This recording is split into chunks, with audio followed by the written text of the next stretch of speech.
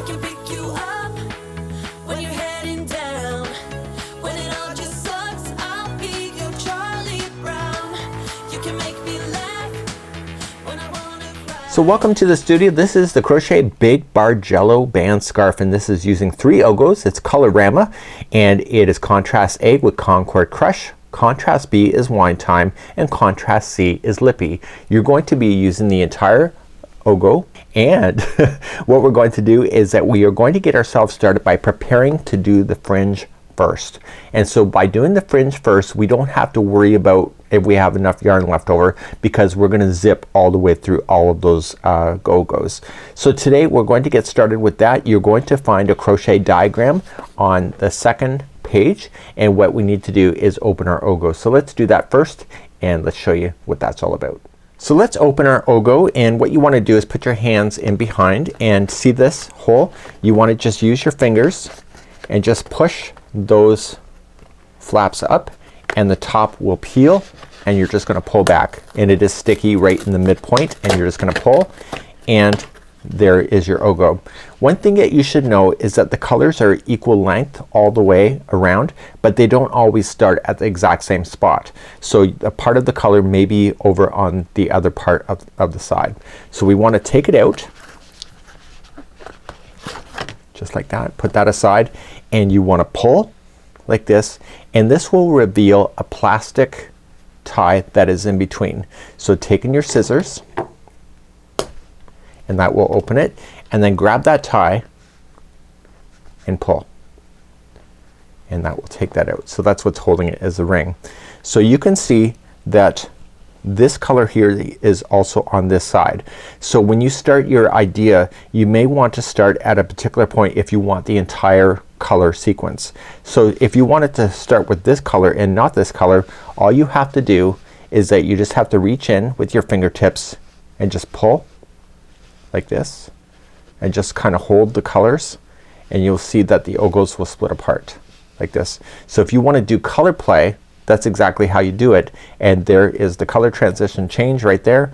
You can snip it and then begin at this point, and therefore you have a fresh color of this, and when this comes back into play later, you can bring it back around and have the Ogo finished. So the way that this is wrapped is really quite fabulous, but it also allows you to change color. So if you want to change any order of anything, just separate it and then just use it, and they recommend that you put it into a plastic Ziploc bag if you want to, but if you crochet as fast as I do, I just get a salad bowl, just put all 5 pieces into the salad bowl, and that's something that I would do for myself.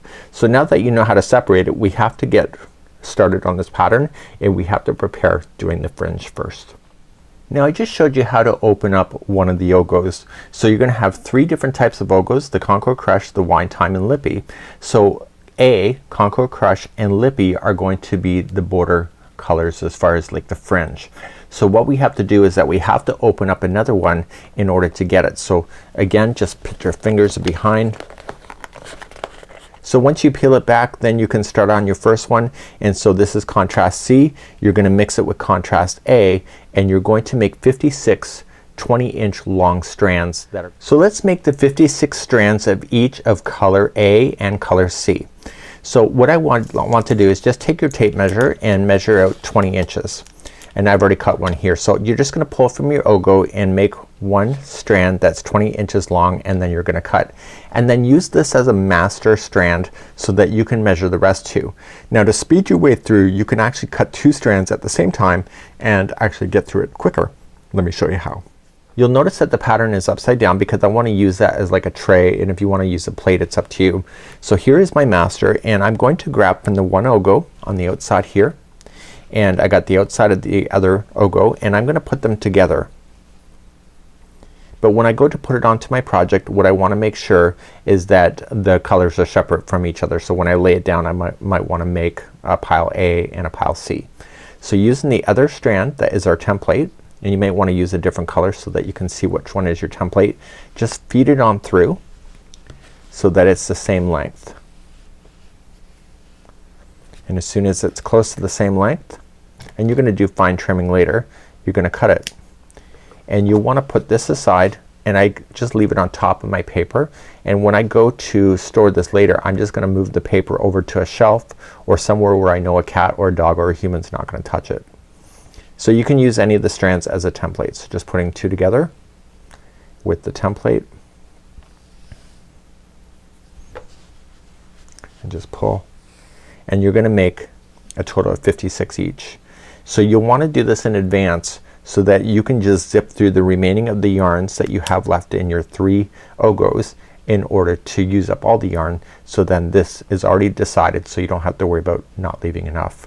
So I want you to get all your strands ready, and that's gonna be your first step, and I'll see you back here, and just lay it down on a piece of paper, and when you're ready to move on just have it all piled and just carefully move your paper to somewhere safe, and then we'll be accessing it later on. So here's our example, and we're making a little scarf for myself, and you're going to notice with this is that once we start, we're going to start with the contrast A, the first color, and we're just gonna blast our way all the way through that particular ogo, and then we're gonna pick up the second ogo, and then we're gonna blast our way through all that one, and then blast our way through the third. So the colors are changing on its own. Do you see where it changed? It changed right here. So it's one of those particular designs where the color can change mid-row and it's not that noticeable, and that's a neat idea.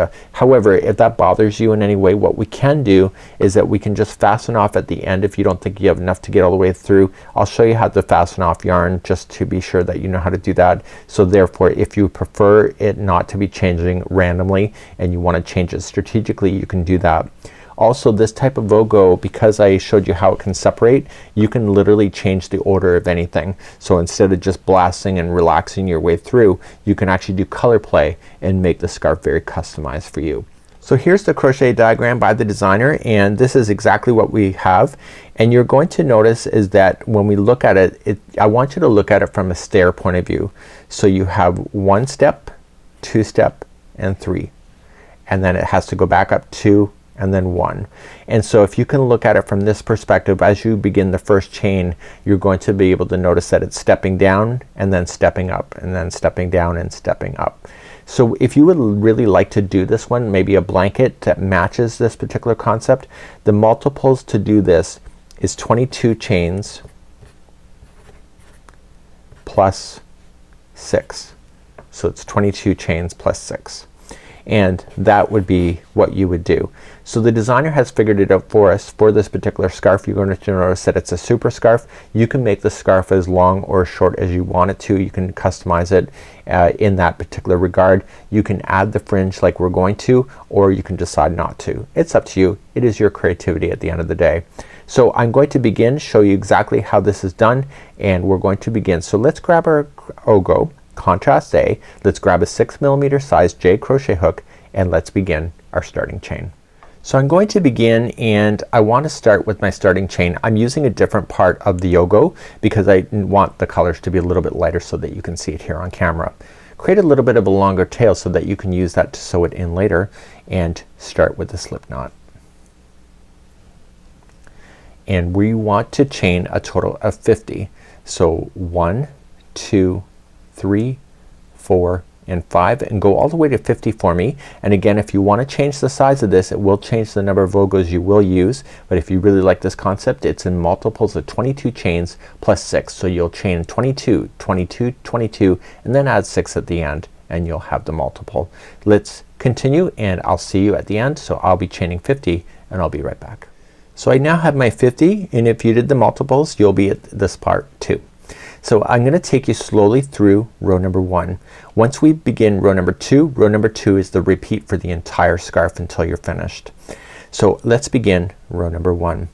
I need you to go, and we're going to go 4th chain from the hook. So we're just going to count back. So 1, 2, 3, and go to the 4th. Turn it and get the back hump of the chain, and I want you to double crochet there. So the chains that we just skipped is considered a double crochet, and this is another double crochet. So you're technically looking at 2 double crochet there. We're going to double crochet in the next chain, and then we're gonna slip stitch here in the next one, but we have to get ourselves down there first. So we're going to chain 3. So 1, 2, 3, and slip stitch into the next available chain, and this allows us to step down by doing that. Now we have to skip a number of stitches in order to do the next one. So we have to skip the next 3. So 1, 2, 3 and go to the 4th and double crochet the 4th one away.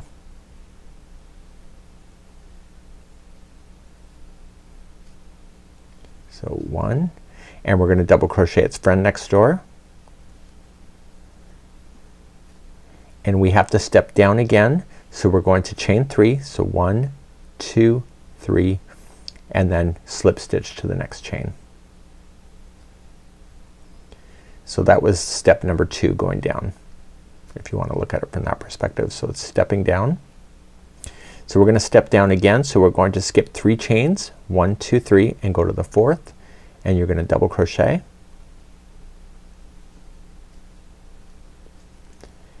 and then you're going to double crochet the very next chain, and this was the 3rd step down. So this is the very lowest step if you look at it from this perspective. So now we have to step up. So to step up, what we have to do is that we have to skip the next 2 chains, so 1 and 2, and slip stitch into the 3rd, and then that completes the bottom step and we're ready to go higher. So we're ready to step back up to step number 2. So to step up, we're going to chain 3, so 1, 2, 3, and we're going to double crochet in the next 2 chains available to you. So 1 and 2, and we're going to step up to back to step number 1.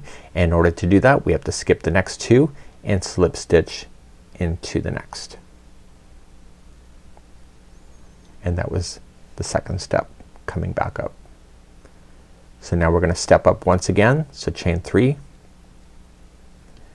and the next 2 chains are going to be a double crochet each, and this is the top step. So this is step number 1.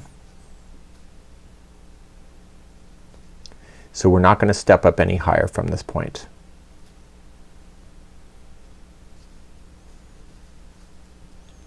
Okay, so it should look like that. So now we have to step down. So the next one we have to get to the next chain, so we have to chain 3, so 1, 2, 3 and slip stitch to the next chain so that we can begin stepping down once again. So to step down, we're going to skip the next 3 and double crochet in the 4th one away, and this is back going down to step number 2.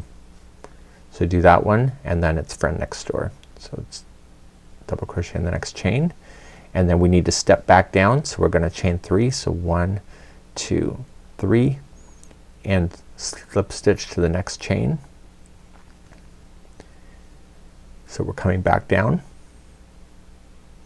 and then we're going to step down again, so skipping 3 and double crochet the 4th one away, and double crochet that one plus the next one, and that is the bottom step. Okay, so look at it. I want you to really look at how this is going up and down. So this is the bottom step. So now we need to step up. So to do that, you're going to skip 2 chains and slip stitch to the 3rd, and then chain 3 to step up. So 1, 2, 3 and double crochet the next 2.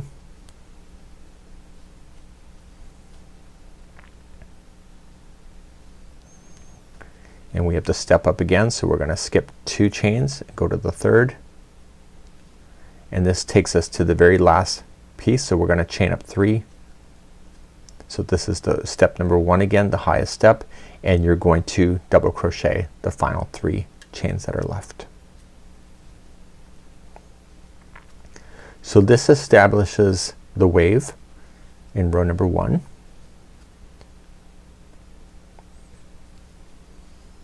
And at this point you should be able to lay it down, and you'll see the stepping of going up and down. So let's turn our work and begin row number 2, which is the repeat for the entire project. We're here back on the diagram. We're now on row number 2. This is the repeat. So every row going forward, regardless of the color, is going to be the same thing. So we're going to start stepping down, and then come on back up and then down and back up. So once you understand how you're going up and down, you can put this diagram away and enjoy the pattern and just rip your way through the ball, rip your way through the yogos really. So let's begin row number 2. So row number 2 and the remaining rows are exactly what I'm about to show you. So we're going to begin by chaining 3, so that's your first double crochet, and you're going to double crochet the next 2 that are already here. So just go right into the regular stitch. So 1 and 2, and you can see that you have to step down, but you have to get there first, so you have to chain 3 to come on down first. So 1, 2, 3, and slip stitch to this chain that steps on down. So go into the chain work, don't go into a space, and just slip stitch in, and then just jump on down immediately to the first double crochet that you're about to run into here, and double crochet the next 2 in a row. So that one plus its friend next door, and then you got to step down again to get down to the next spot. So you got to chain 3 to get to this spot first. So 1, 2, 3, and then just slip stitch, and then this is the bottom step.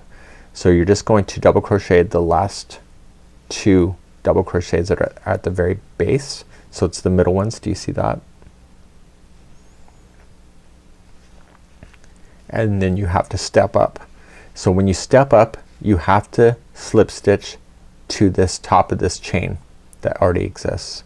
So you just slip stitch up, and then to step up even higher you got to chain 3, and then double crochet the 2 double crochets that are sitting there. So the trick to know this is whether you're stepping up or stepping down. So we have to step up again, so we're going to slip stitch to this existing chain to the top, and then chain 3 to go even higher, and then double crochet the 2 that are at the top of the wave.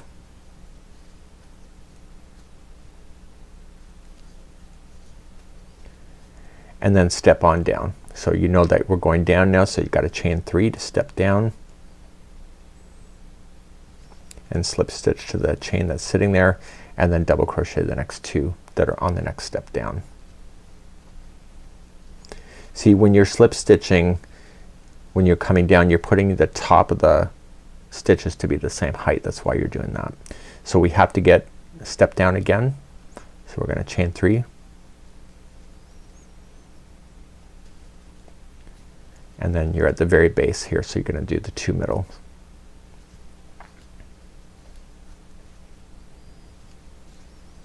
So the next one we have to step up. So when we step up, we just immediately slip stitch to the top of the next chain that we have. Chain 3 to build up, so you're stepping up, and then double crochet the next 2.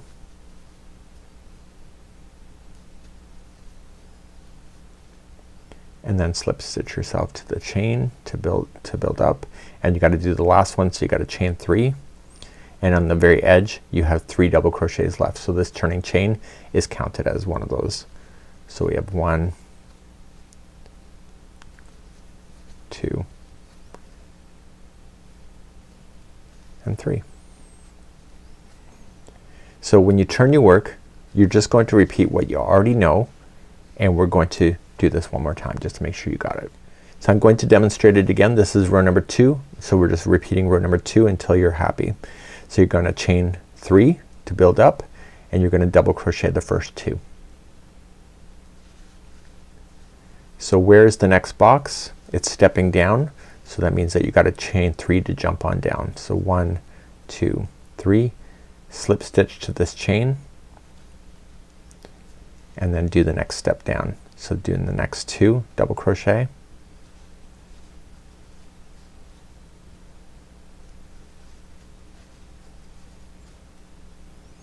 and then you're going to step down again, so you got to chain 3 and slip stitch to the top of that chain, and then the very base, which is the middle of the wave, there's only 2 double crochets down there. They're right in the center. You'll see those. So you do those, and now you're going to step up. So when you step up, you're just slip stitching to the top of the existing chain right beside it, and then chain 3 to step up, and then do the next 2.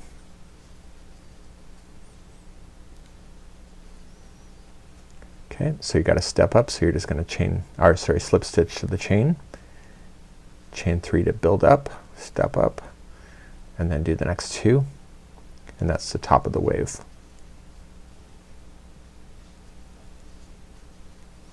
Okay, so the next box is going down, so we have to chain 3 to go down,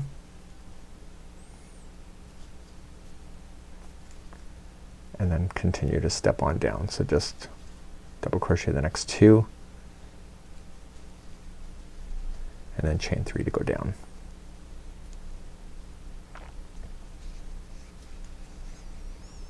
Okay, and you're just gonna go up and down your Bargello stitching just like this, and just keep on making decisions if you're stepping up or if you're stepping down. So once you understand this concept, you can throw on the television and just enjoy. You can do this while you're traveling as well. It's one of those ones you don't have to be really careful on paying attention to every detail. Your stitch work will do it. So see how I went into the gapping space so it opened?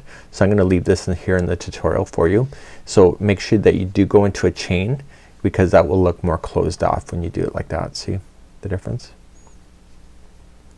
And then do your edge. So you're gonna repeat rows number 2 all the way and go all the way through your 3 ogos that you have, and when we come back I'm going to show you how to change the color, just in case you want to change your color, or if you need to change the ball if it runs out. So I'm gonna show you how that's done. So I'm gonna show you 2 ways to change colors.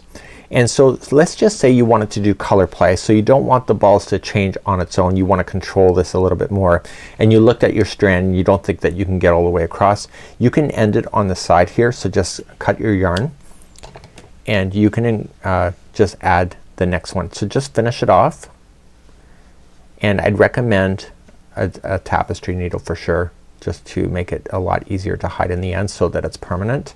This kind of stuff will fall out on you if you're not, if you just weave in. So that's where I ended. So now that one color is out and you've just woven it in, you're gonna take a tapestry needle, which I will demonstrate in a bit on how to get rid of that, and you'll start a new one with the slip knot on the hook, and you'll come into the outside stitch there and you'll pull through to attach. That's slip stitching, and you are going to then chain your 3, so 1 2 3, and begin. Now lay down this on top of the line so that it will get stuck up underneath the stitch itself, and you'll still want to use a tapestry needle to hide it in to get it out of the way, and you will continue then with this color until you're satisfied. So if you want to do color play, then you can go as long or as short as you want to go as far as the height, and just continue to work through the pattern. Now when we're jumping through our ogos, they're going to be just going all the way through, and they may change in the middle of a row when you're jumping from one ogo to the other. So I'm going to demonstrate on how to do that so that you don't have to wait to an edge in order to change the color out, because it's pretty neat on how it's done, and I'll demonstrate that in a second. Now I'm working away and I noticed that my ogo is finished. Now this is not finished technically, but I'm gonna show you how it's done. So to do this particular concept is that you will want to wrap the hook and going into the next stitch, pull through and hold it. So do not go any further from this point. Grab your new ogo and just create a longer tail so that you can use a tapestry needle and create the slip knot and put it onto the hook and finish that stitch with that color like that. And so now you're going to put the straggler from the original color and the one that we're working on, which is the tail end, and you're going to crochet right up over top of it and continue the pattern as you know it. So just get it stuck up underneath some of the stitch work, and then what we can do later is that we can chase it with a tapestry needle in order to hide it completely in. You will not want to weave it in with your crochet hook. Things do pop out with the crochet hook. It's better with the tapestry needle. And so this is how you can do color play. You can change at any point, by doing this concept, and you can see that it looks pretty consistent. So you would just continue to work through your ogos like that. But in the end we're going to have to fasten off, and I'm going to show you how to use your tapestry needle to get rid of your tail ends, which will come in handy for when you're changing, especially in the middle of a row like that. Okay, so I'm going to just show you how to fasten off at this point. So at the end, once you've run out or you decided that you want to end it, you just want to pull through the remaining tail. So you want to take that and you want to apply it to a tapestry needle. Do one strand at a time, especially if you're doing the strands that are like changing the color midway. So you'll have two strands hanging out. Just do one at a time and just turn it, and you want to go back underneath the project. So just underneath the stitch work. So don't go on the top edge, and you want to go across. And when you pull, don't change the shape of it, just make sure it's taut. And then coming back in the opposite direction. And then finally, third time is a charm.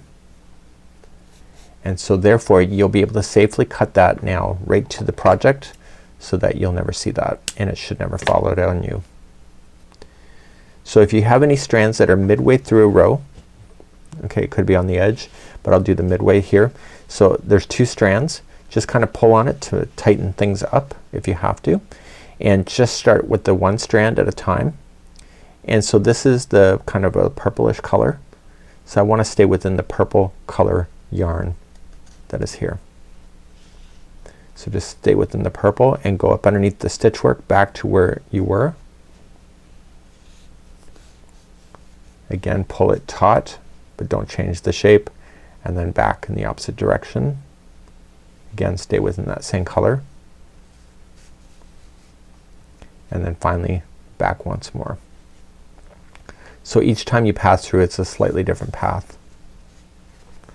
And then you can trim that down, and because this is a color change that's forced, you want to just kind of eye things up. So do you see how this strand here is kind of like out of place? So you can pull that out. So now that I pulled it out, I can just put it back onto the tapestry needle, and I can do a better job of hiding that. So it's nice to go up over the top of the stitch work when you're in the real time, but you have to make those decisions when you're coming into it, and stay within the same color once again. And so this will pull things nice back to where it should be.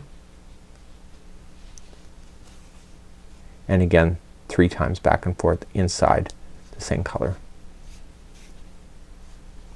And once you have that done, you can safely trim it. And therefore you should never see that.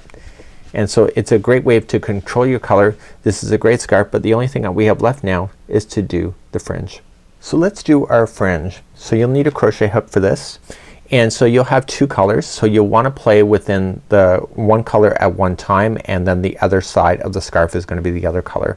So just grab the colors that you want to play with. If you want to make it variegated, you can, but it's been designed so that each one of the fringes is pretty much the same color. So 2 strands, and I'm using the same color. Now how you apply this matters. So this is the right side of the project facing up, and what I want to do is that I want to come in from behind and just equally space out the fringe all along the base. So coming from the back to the front, and where it's been folded, just pull back to the back side, and using your finger just open it up and put the tail end through the loop. It matters on this particular concept because the cross beam that goes across the fringe will be on the right side of the work. So you should see that. The other side, it looks different. Do you see that? So continuing along, just grab your strands that you have, again folding them in half, and then you're going to come from the back to the front, grab on, and then just put it through. So you'll know it's wrong if this crossing over appears on the back side of the work. And you're just going to equally space this going all the way across. And at the end of this, what you're going to do is just maybe dampen it up a little bit, and just take your scissors and just cut what you believe the length should be to even up all the tails. Now the trick is that when you do the other side, this is the right side facing up.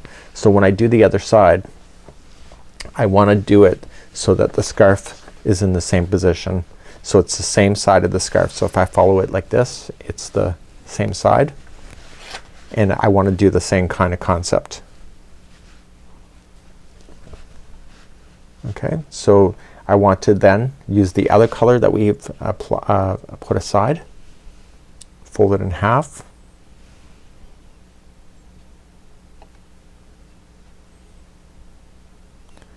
and I want to come from the back and equally space as well. You'll want to get rid of any tails.